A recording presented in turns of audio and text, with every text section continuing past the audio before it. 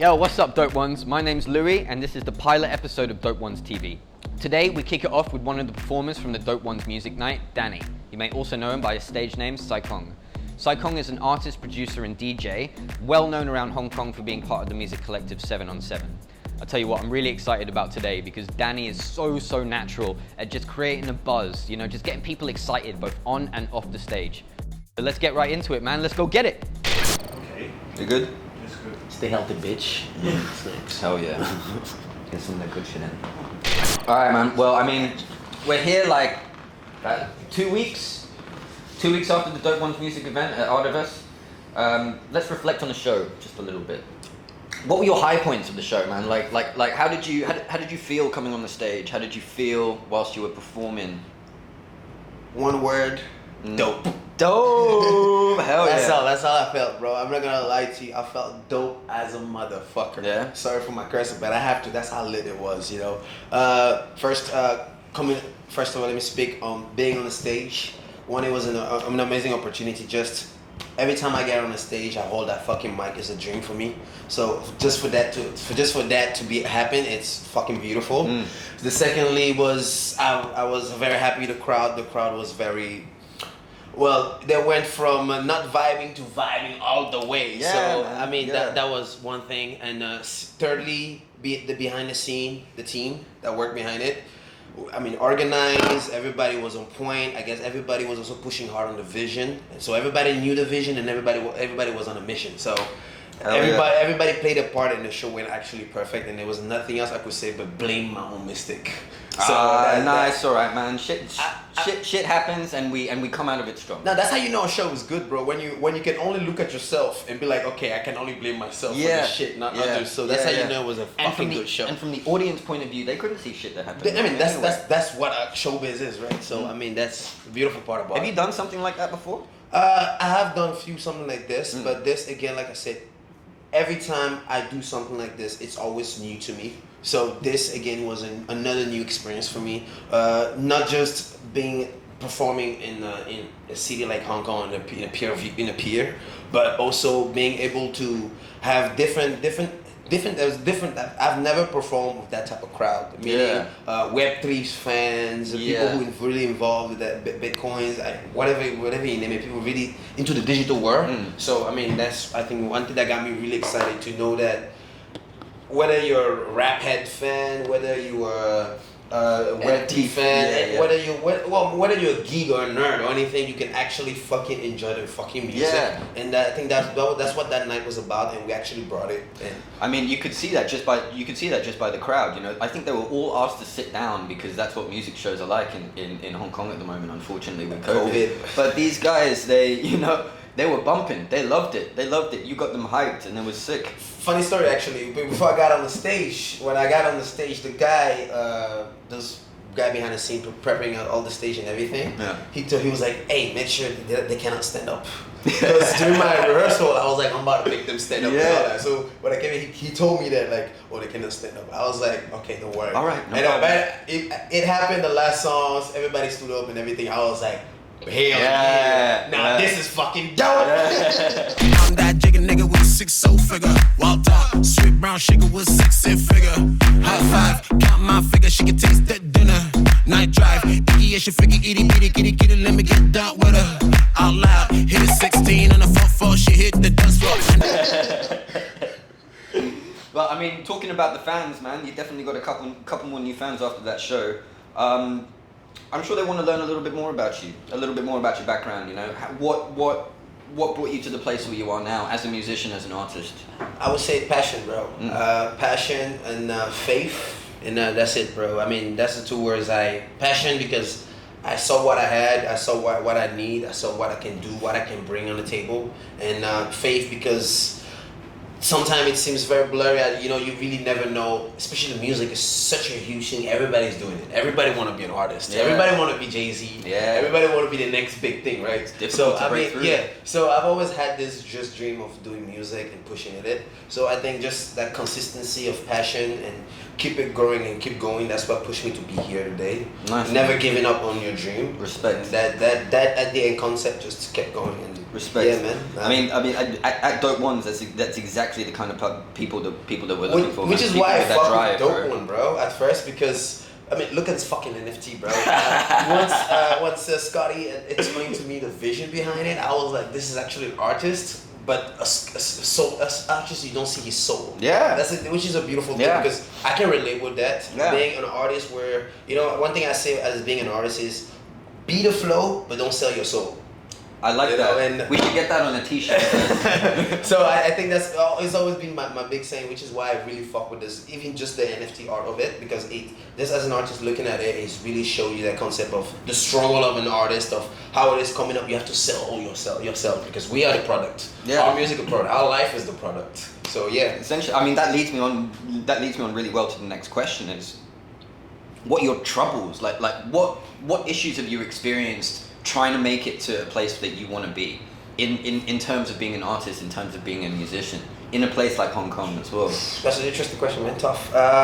Well, starting off, when I started off this music thing and everything, I think the first part was thinking that I'm gonna make it. When you're young, you want to make it, right? But then along on my journey growing, I come to realize that it's not really about making it there, but it's really about the journey. Because even if you say make it, you're still gonna have to work 3 times harder. Yeah. If today my music pop, 1,000 people listen, that's when my work actually starts. You know, my hustle, my sweat was double again. You know, so that's why I came to understand that, and it's really about just the journey and what you take in the journey. I appreciate the people that came around in your journey.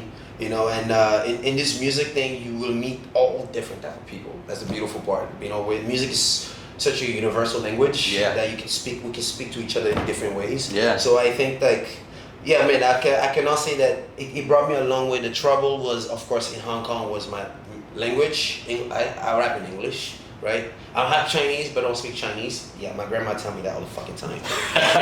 Shout out to grandma. Yeah, shame to me. But I think that idea of me thinking that, okay, if I don't have a certain element, but I still have an element in me as a man. What element can I bring that out in my life? That's what I figured out. Once I figured out one concept, and I really just went through it, and everything else, the trouble, all the thing, I encountered that later on during the journey. It's all a learning. It is all, man. Right? Experience is the best teacher, right? Yeah, so that's. I'm sure making it when you were a kid is a different. That the meaning of that word has changed over time as well. Huge, man. I mean, as a kid, when you say making it, you want to be Kanye, bro. Yeah, that's what you think, man. So obviously, but then growing up in my music journey, especially being in Hong Kong, you can realize that obviously you will not be accepted by the industry in certain expecting things, but the beautiful part is you will still find people in a city like Hong Kong, you know, it's being so open, you will still find people who will accept the things that you do, you accept your talent, and we'll see what you actually have to give. And which goes to my next one. Like this year I found a Dope One comes to me, and then you come up to me and not just tell me, hey, come up and perform, come up and do your thing, come on. No, they came and said, hey, you have fucking talent, you have fucking passion in you, and hey, this is what we're about, this is what we do. And I was like, shit, okay, what I have in me relates with this vision that it has. So might as well put it together. And I think this is the type of element in your journey. You will not find everybody can accept you, but you will find certain people in your journey that will come along, and we can see only what other people can see, and we'll push you on that. And I think that's one thing this year for me, Dope One has done also. Thanks, man. Well, I mean, that, like you saying it now is a big reflection on us, and it makes us feel good that we're able to help you, and that both of our visions are aligned in doing this exact same thing. That's true, man. I mean, in a city like Hong Kong, you know, it's such a busy city. Everybody is busy doing their own thing. Always you know? moving. So you know, it's not easy to find the right people that will come to you and just believing in what you have without taking a piece of something. Exactly. Right? Without taking a piece of cake. And obviously we all want a piece of cake somewhere, right? So I think Dope One came not just with the concept of, you know, I've had record label, all that I've went to, and I always want to take something, but Dope One came not just the idea of I want to take something, which is normal, we all take from me and take from mine, but with the idea of, hey, guess what, your vision, my vision aligned with your artistry. So I want to work with that. Yeah. And that's what I fuck with. The idea that you did just, I can embrace your vision with you embracing me. With how I am and what I do, my style. So, which is fucking dope, man, I think. Nice. Dope Ones, as we've already said, what we're trying to do essentially is we're trying to support artists who want to make a career in music, no matter what age you are. If you have that talent and you have that drive and you have that passion to do what you want to do, we want to be able to help you without you having to go through the predatory machine, is what we call the labels essentially, without having to sell your soul, as you and our NFTs have put it.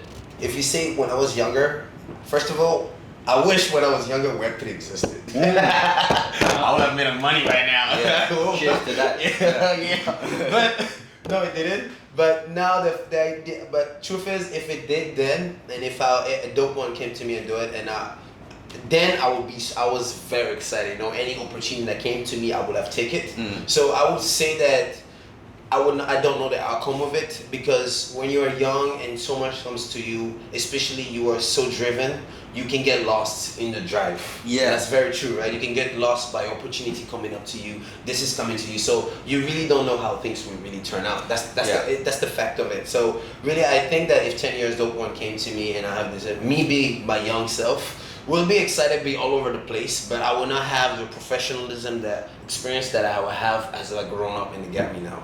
So I think that, again, experience speaks loud, and you know when it's not about your age, it's really about what type of mentality you have behind. You know what I mean? So if Dope One got me when I was young and my mentality was on the right mindset, when I think it will be popping, 10 years later I'll be popping. That's one thing. Yeah. So I think, that's one thing. I think that's just one thing. I mean, were you able to make money off music when you were young? Yeah, man. So when I started off, actually, we had the reason why we come up with a group, me and my best friend from Colombia, 707, right? It's a collective group, and that was what popped us. When we started popping, we were all over Hong Kong doing shows. Yeah. So we were so focused on doing shows, we never actually dropped an album, dropped music, dropped this. We really never focused on that side of that part, because we were doing shows every weekly. So that's where my money was coming from, and DJing and doing all kind of stuff. So really, like, being an artist in Hong Kong has not been easy, but it also pushed me to do other things in my life, to drive me to do other things. Okay, if my artistry, my music cannot be pushed in Hong Kong, what else can I use? Okay, I can DJ. I can learn how to figure this. Then even because of that, I got into Web3 myself. Yeah. So I mean, all this different aspect pull you around, but you still, in Hong Kong, you can always find ways to still get involved into your passion, what you do in a way. Do other things, other element that will help you in your. Just gotta find the time. That's it. That's in this busy city. In this busy city, it's time. Yeah. Time is money, bro. Yeah. But things went downhill when COVID happened. No shows, nothing. So yeah, man. Being able to, I mean, one of the things that we want to focus on as well is being able to teach artists and mentor artists on how to still earn a living, earn a sustainable living in music, even though live events aren't actually performing, aren't actually happening, and using COVID as an example there as well. And we want to do that through Web3. Web3 is a very, very available sort of piece of technology that we can harness, and we can use ourselves in order to promote these different things. And not only that, but also create such a niche community between you and your fans. Just a nice, direct niche community. All right, cool. Well, moving on to the last little bit here.